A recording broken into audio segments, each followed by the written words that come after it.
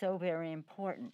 So I hope you will prepare yourselves for a civics lesson or a presentation on the Constitution of the United States. The 25th Amendment to the Constitution was ratified in 1967 after the assassination of President Kennedy, with strong bipartisan support. Members of Congress have a duty to take all necessary action to preserve continuity of government and protect the stability and integrity of our democracy for the future. That is why today, again, it is my honor to welcome Congressman Jamie Raskin of Maryland, a constitutional scholar, as he introduces legislation to establish a commission on presidential capacity to discharge the duties and the powers and duties of the office. This is not about President Trump. He will face the judgment of the voters, but he shows the need for us to create a process for future presidents. Throughout America's history, our leaders have created and strengthened guardrails in the Constitution to ensure stability and continuity of government in times of crisis. The 25th Amendment creates a path for preserving stability if a president suffers a crippling physical or mental problem and is, quote, in the amendment, unable to discharge the powers and duties of his office and transfers his powers. Specifically, Section 4 of the amendment empowers Congress to set up an independent body to confront such a crisis. Congress has a constitutional duty to lay out the process by which a president's incapacity and the president of any party is determined. This bill honors the duty by creating a standing commission of top former executive officials and medical experts selected in a bipartisan, bicameral way. A president's fitness for office must be determined by science and facts. This legislation applies to future presidents, but we are reminded of the necessity of action by the health of the current president. With this bill, the Congress honors our oath to support and defend the Constitution and protect the American people, and we uphold our responsibility to preserve our republic for generations to come. Now it is my honor to yield to the distinguished gentleman from Maryland, a constitutional authority by teaching it, honoring it, and again, legislating to honor our Constitution. Congressman Raskin, thank you for your leadership. Madam Speaker, thank you very much. I'm honored by your words, and thank you for inviting me to present to the press this legislation. In times of chaos, we must hold fast to our Constitution. The 25th Amendment is all about the stability of the presidency and the continuity of the office. It's a tool that was adopted by overwhelming bipartisan majorities in the House and in the Senate in 1965, and overwhelming bipartisan majorities of state legislatures, 3/4 of whom passed it in 1967. The 25th Amendment is designed to guarantee the continuing peaceful transfer of power in our country. The principal authors of the amendment, like Senators Birch Bayh and Robert F. Kennedy and Congressman Emanuel Seller from New York, wanted to resolve basic questions about stability, continuity, and succession in the office of the presidency. So Section 1 established that if the presidency is vacant, the vice president becomes the president. And believe it or not, that was ambiguous at the time. Section 2 establishes that if the vice presidency is vacant, the president nominates a vice president, and by concurrent majority vote of the House and Senate, that nominee becomes the vice president. Section 3 established a process for the temporary transfer of power by a president who is incapacitated by transmitting to the President Pro Tem of the Senate and to the Speaker of the House a statement establishing a temporary disability. And this has happened multiple times with various presidents, including President Reagan, who transferred powers to Vice President Bush when he underwent colorectal surgery. Now, Section 4 deals with the problem of a president who becomes incapacitated but has made no provision to temporarily transfer powers, meaning, in the words of Senator Birch Bayh, that the president is unable either to make or to communicate his decisions as to his own competency to execute the powers and duties of his office.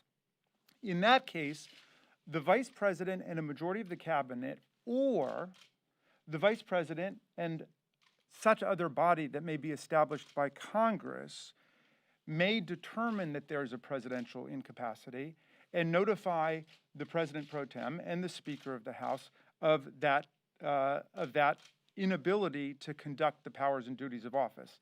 In that case, the powers would be transferred to the vice president. Now, if you read Section 4, you will see that the president has the opportunity to object, that he actually can conduct the powers despite what the vice president and these bodies are saying. And ultimately, there would be a vote of the House and the Senate, and it requires 2/3 to side with the vice president. So it's made procedurally difficult to make sure that this is really only for the most extreme situations where you have a president who cannot fulfill the functions of the office. Now, it's never been necessary, but the authors of the 25th Amendment thought it essential in the nuclear age to have a safety valve option. And as they often said, we have 535 members of Congress, but we only have one president. In the age of COVID-19, which has killed more than 210,000 Americans and now ravaged the White House staff, the wisdom of the 25th Amendment is clear. What happens if a president, any president, ends up in a coma or on a ventilator and has made no provisions for the temporary transfer of power under Section 3? Who has the powers of the presidency at that point? Is it the chief of staff? Is it the vice president? Is it the secretary of state? This situation is what demands action under Section 4. I wish that Congress had set up this permanent body 50 years ago. It did not do it, but we do need to do this, certainly in the next Congress. The framers of the 25th Amendment knew that you could not always count on the cabinet to act, and so Congress has a role to play, and that role must be totally bicameral and totally bipartisan.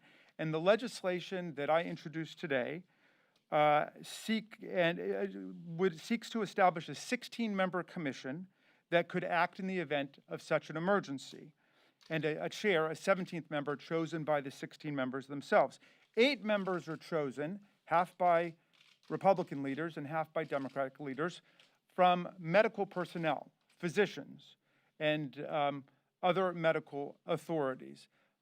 The other 8 members are drawn from the ranks of former high-ranking executive branch officers, including former presidents, vice presidents, attorneys general, secretaries of defense, treasury and state, and surgeon general.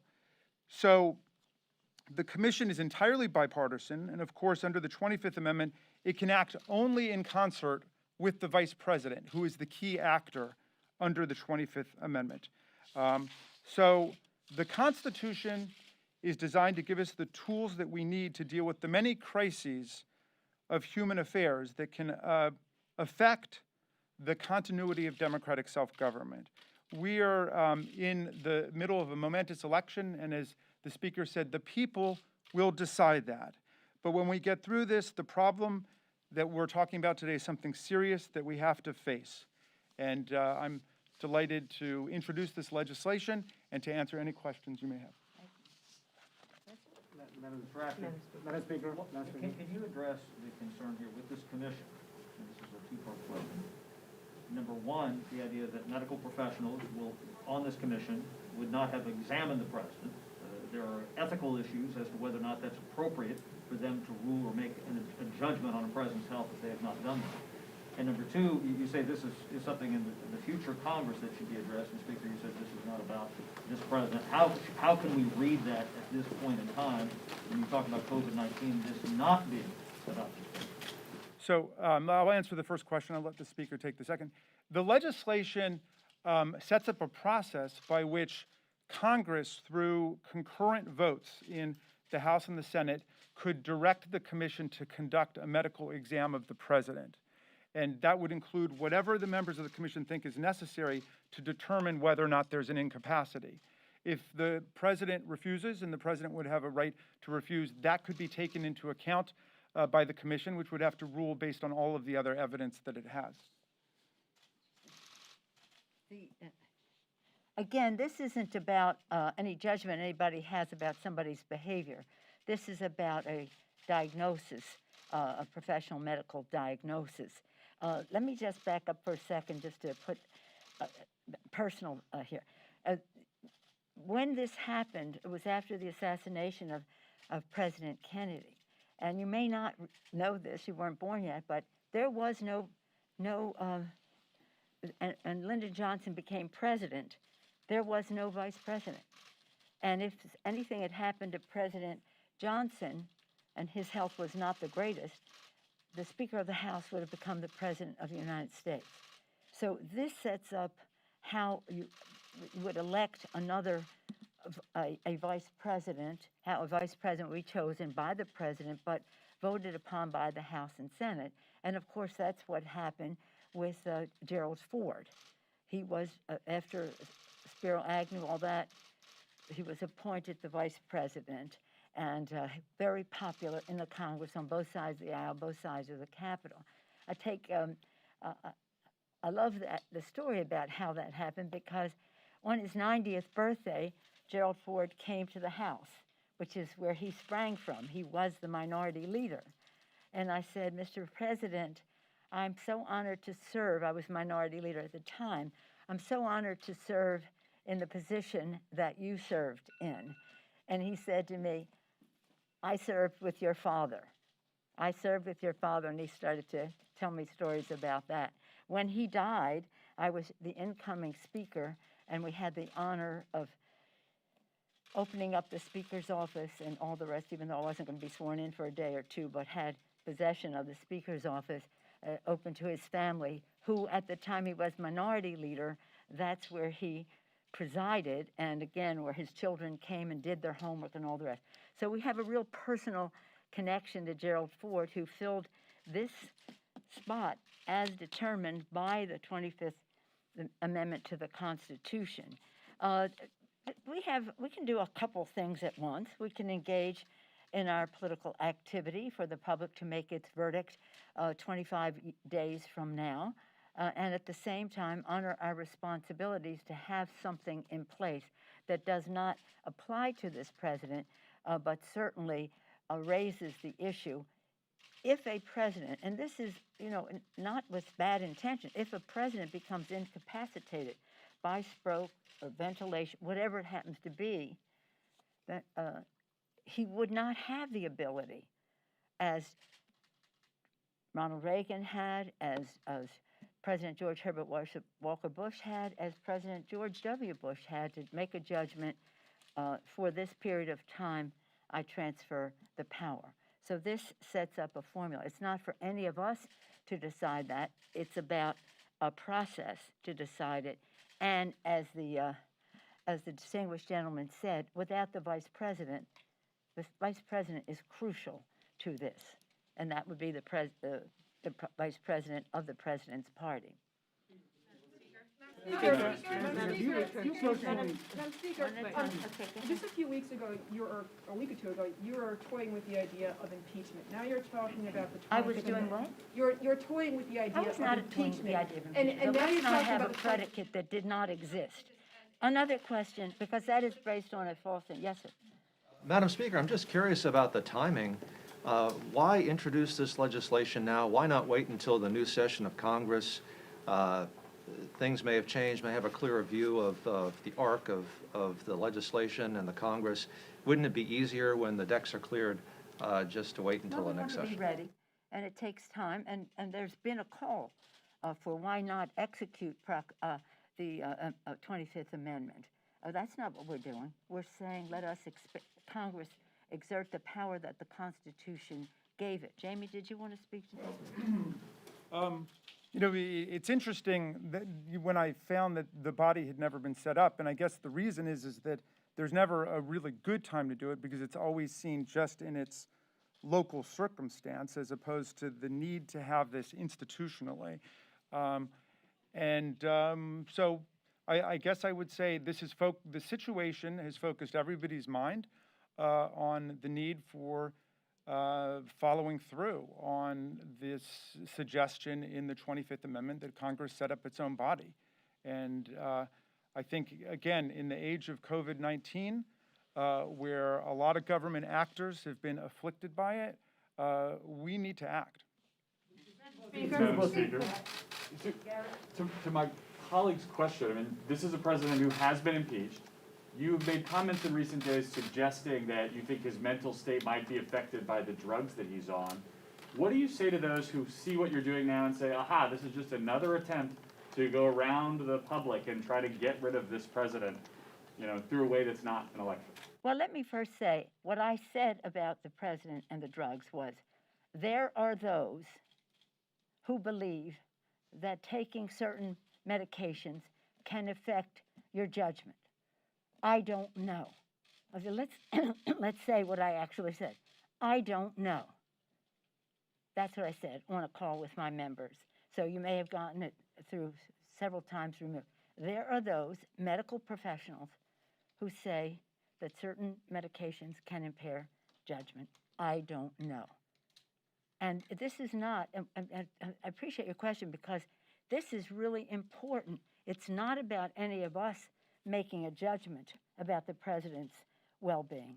It's about this respected, bipartisan, both aspects of it, the medical side of it and the dignitary statesman side of it are selected equally by the speaker, the leader, the speaker, the leader of the leader in a bipartisan way.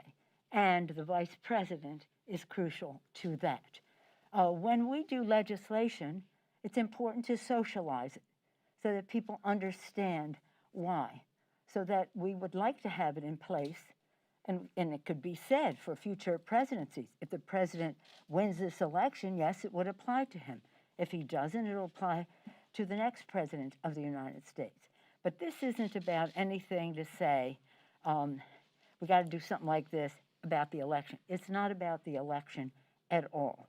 And I thank the distinguished gentleman from Maryland for this. This has been, we could have done this a while back. But the timing is for now because people want to know. We have to give some comfort to people that there is a way to do this.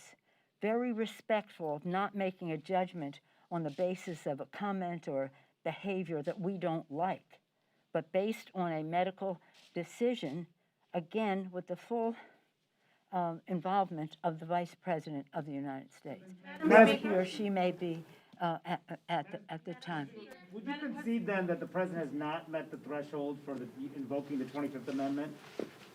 Well, I don't understand the question. Well, would you concede that the president has not met the threshold for invoking the 25th Amendment? That's not for us to decide. Yeah, I mean, the whole point is, look, we understand that in politics, people point fingers back and forth, but the issues raised are of such gravity and central importance to the nature of our government that we've got to think of this in constitutional terms. And this is why we need to set up an institution composed on a bipartisan fashion, in bicameral fashion, that will be able to make judgments, whether it is 5 months from now, 5 years from now, 50 years from now, whatever it might be. We're living in an age of a lot of chaos, I want to say I appreciate what the Speaker has to go through on a daily basis, dealing with the chaos of politics, which has been made especially intense recently. And I appreciate her seeing that we need to create some constitutional and institutional foundations for dealing with the chaos. And our forebears who wrote the 25th Amendment gave us the tools that we need to deal with these kinds of crises. Our common ground with the American people is the Constitution of the United States. It has always been gratifying for me, edifying, to go around the country, and no matter Democrats or Republicans, right or left or whatever, that the Constitution, the rules, are what really do unify us. And this is a comfort to people, that it's not about who's in power saying, I don't like the way he or she is acting. It's about a process that is bipartisan, based in the Constitution, giving Congress the power to do this, which Congress hasn't done, and again, at a time when people understand that it has there's a necessity for it. But again, to your question, it isn't about any of us making a decision as to whether the 25th Amendment should be invoked. That's totally not the point. That's not up to us. That's not up to us. But I do go back to Mr. Raskin's point. Just put yourself in a situation and your responsibilities to your family. Should any of you suffer a stroke or COVID and go to ventilation and all the rest of it, and are not capable of making decisions for your family, and just because it's unforeseen, accidental, whatever happens, wouldn't you have in advance like to have had a plan for your family, even if it's temporary, God willing, even if it's temporary, that would be in place. So that's what this is. Madam Speaker, on a related note, do you think... You've suggested that, This will take one more because thanks, Madam I Speaker. have a day job. You've suggested that President Trump has an altered state of mind. What are the indications of that? And if I may, recently you commented on UK Brexit policy. Do you think Prime Minister Boris Johnson is an example of somebody whose capacity to govern is reduced by coronavirus? I have no idea, nor do I have of President Trump. I just said he is under medication. Any of us who is under medication of that seriousness is in an altered state. He has bragged about the medication that he has taken. And again, there are articles by medical professionals saying this could, as I said earlier, could have an impact on judgment. I don't have the faintest idea about Boris Johnson, but I'm glad you brought up the subject because I think we have to be very careful about what happens in the UK. We have very stringent rules in terms of the Food and Drug Administration here about the number of clinical trials, the timing, the number of people, and all the rest, so that when a drug is approved by the FDA and the Scientific Advisory Committee, that it is safe and efficacious, then it will have the trust of the American people to take it. So vaccines are about trust. We want people to take it. So we pray that it is soon. The sooner the better. Not one day sooner than it is safe and efficacious, but not one day later either. And my concern is that the UK's system for that kind of judgment is not on a par with ours in the United States.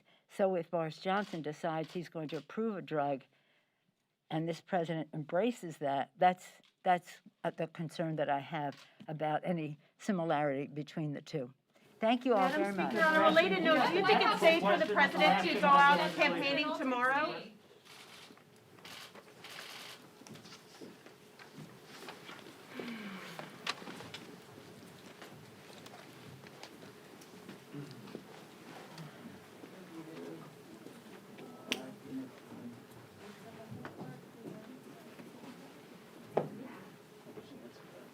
What's that? I wish he I know, answered that. actually. That was exactly the question I was going to ask. That was annoying.